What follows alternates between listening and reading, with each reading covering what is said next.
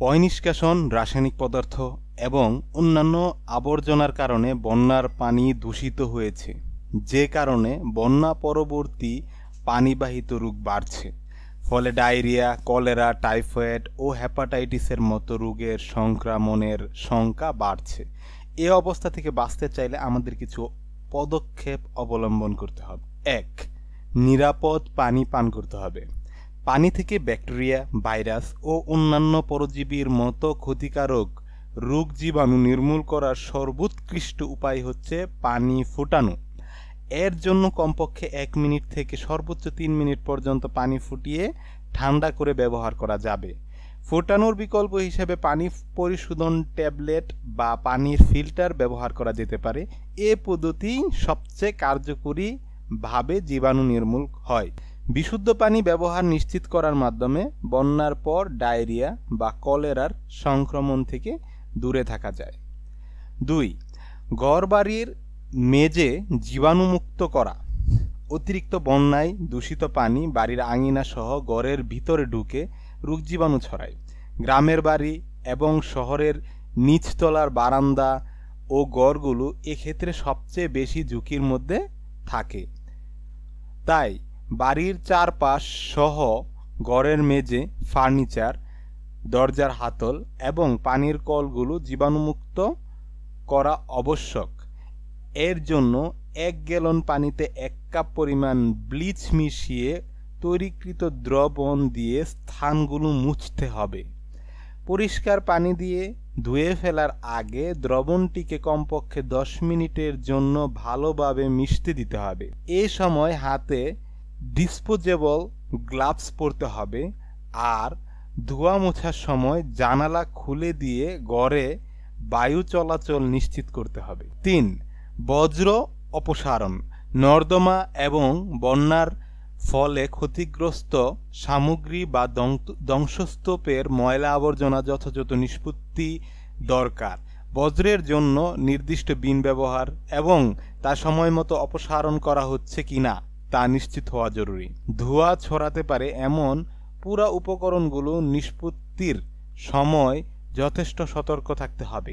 City কর্পোরেশনে নিয়োজিত আবর্জনা সংগ্রহকারী কর্মীরা যথাসম্ভব দ্রুত বজ্র অপসারণে সক্রিয় থাকছে কিনা সেদিকে খেয়াল রাখতে হবে।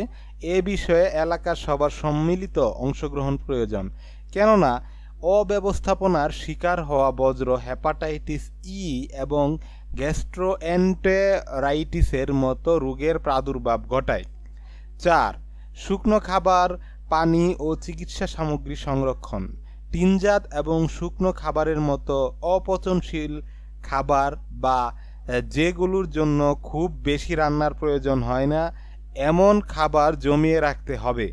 তা পানীয় ও স্যানিটাইজেশনের প্রয়োজনে পর্যাপ্ত পানি সঞ্চয় করতে হবে। সঞ্চয়ের তালিকায় প্রাথমিক চিকিৎসার জন্য দরকারি প্রতিটি ঔষধ রাখতে হবে। ৫. বৃষ্টির পানি কাজে লাগানো। খোলা জায়গায় মুক্তভাবে পড়ন্ত বৃষ্টির পানি সরাসরি একটি পরিষ্কার পাত্রে সংগ্রহ করা যায়।